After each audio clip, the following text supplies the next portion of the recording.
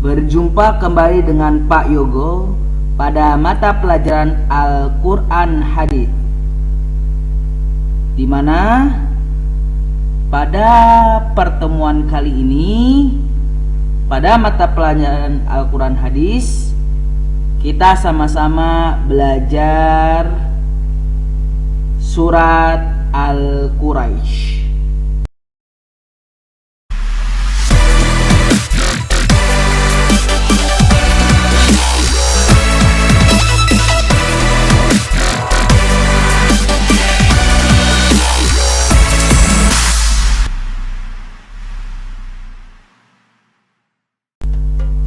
A'udzu billahi minasy syaithanir rajim. Bismillahirrahmanirrahim. Assalamualaikum warahmatullahi wabarakatuh. Apa kabar anak-anak semuanya yang soleh, solehah dan dirahmati oleh Allah Subhanahu wa ta'ala? Pak Yogi yakin anak-anak semuanya dalam keadaan baik, sehat, walafiat.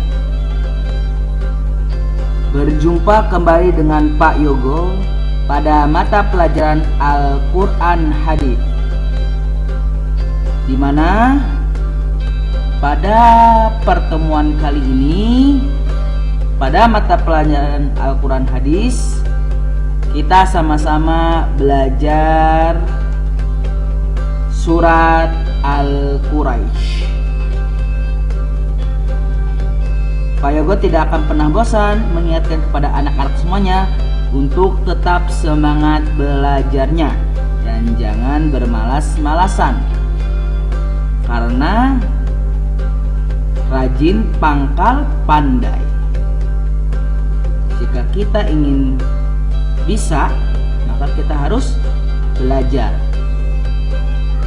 Dan Pak Yogo mengingatkan juga, saksikan video pembelajaran ini dari awal sampai akhir supaya anak-anak semuanya bisa memahami dan mengerti materi yang Pak Yogo sampaikan pada pertemuan kali ini.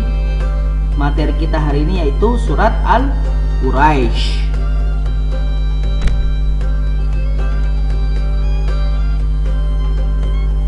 Sekarang kita ke materi pertama, qiraatun, bacaan surat Al-Quraisy. Pak Yogo yakin anak-anak semuanya sudah hafal surat Al-Quraisy. Maka dari itu, mari kita sama-sama melafalkan surat Al-Quraisy. Diawali dengan membaca lafaz ta'awudz.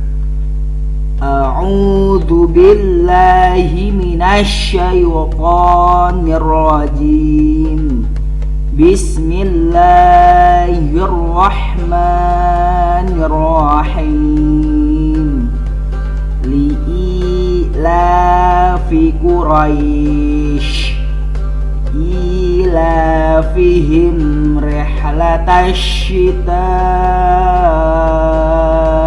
was-shayf falyabudu rabba hadzal bait alladzi at'amahum min ju'in wa amanahum min khawf.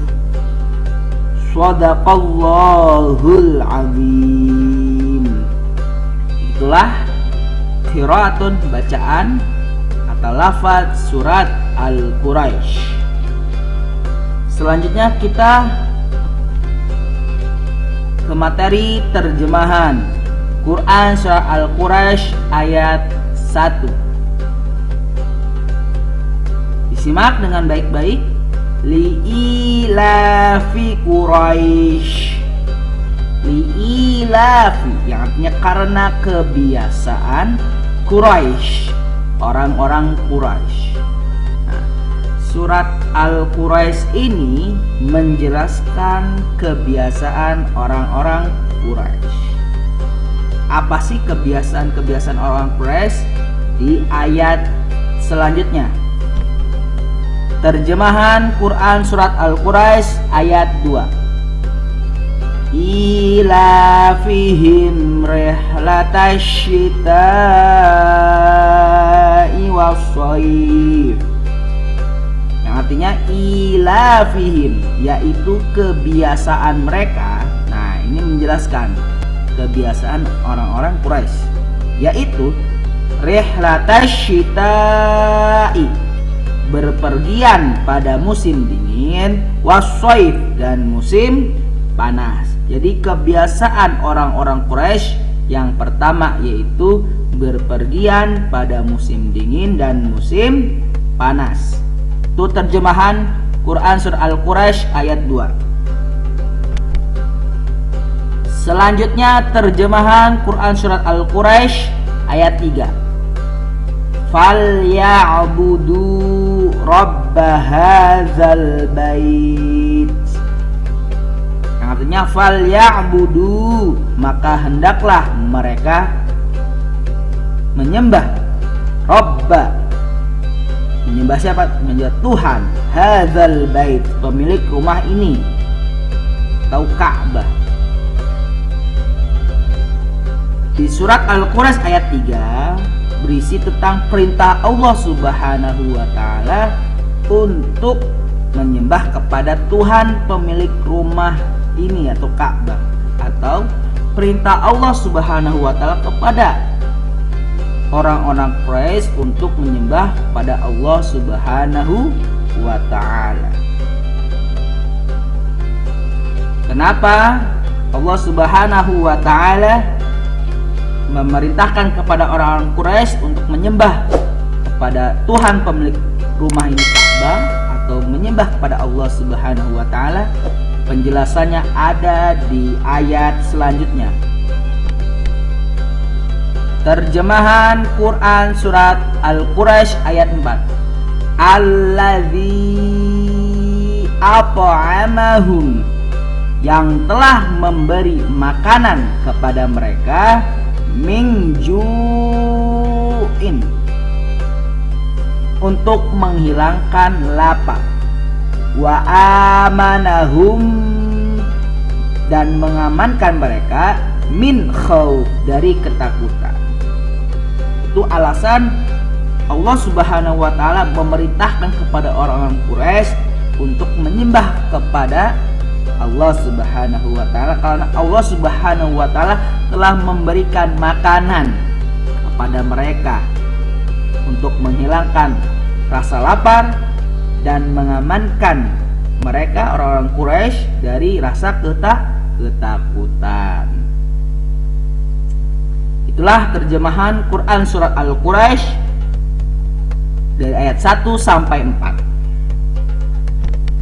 Selanjutnya, isi kandungan pokok Quran Surat Al-Quraisy. Yang pertama,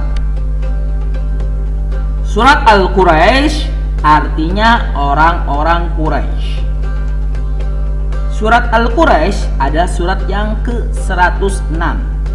Jadi Surat Al-Quraisy itu urutan surat yang ke-106 di dalam Al-Quran dari 114 surat.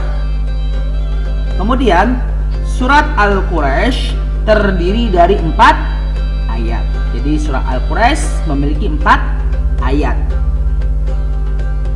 Selanjutnya, Surat Al-Quraisy termasuk golongan surat Makkiyah. Mengapa Surat Al-Quraisy termasuk golongan surat Makkiyah? Karena Surat Al-Quraisy diturunkan di kota Mekah. Kemudian Surat Al-Quraisy diturunkan setelah Surat At-Tin. Itu isi kandungan pokok yang kedua. Yang ketiga, suku Quraisy adalah pedagang yang hebat. Mereka selalu pergi berdagang baik musim dingin dan musim panas. Allah Subhanahu wa taala menyuruh mereka supaya menyembah kepadanya. Jadi mengapa orang-orang Quraisy memiliki kebiasaan berpergian di musim dingin dan musim panas karena mereka memiliki tujuan, yaitu pergi berdagang. Maka dari itu Allah Subhanahu wa taala menyuruh kepada mereka untuk menyembah kepada Allah Subhanahu wa taala. Selanjutnya, isi kandungan pokok yang keempat. Allah Subhanahu wa taala telah melindungi orang-orang Quraisy dari kelaparan dan ketakutan. Tadi ya alasan mengapa Allah Subhanahu wa taala menyuruh kepada orang Quraisy untuk menyembah kepada Allah Subhanahu wa taala, karena Allah Subhanahu wa taala telah melindungi orang-orang Quraisy dari kelaparan dan ketakutan. Melindungi orang Quraisy dari rasa kelaparan dan rasa ketakutan. Dan orang Quraisy terbiasa mengadakan perjalanan untuk berdagang. Isi kandungan pokok yang kelima, orang Quraisy berdagang ke negeri Syam pada musim panas. Nah, ini orang Quraisy pada musim panas itu berdagang ke negeri Syam. Dan di musim dingin orang Quraisy berdagang ke negeri Yaman. Dalam perjalanan itu mereka mendapat jaminan dari Allah Subhanahu wa taala, yaitu jaminan keamanan. Keamanan dari penguasa-penguasa, dari penguasa-penguasa, kemudian dan juga keamanan dari negeri yang dilaluinya. Ya, Allah Subhanahu wa taala melindungi mereka supaya mereka terhindar dari mara bahaya, terlindung dari kezaliman para penguasa. Itu isi kandungan pokok yang kelima.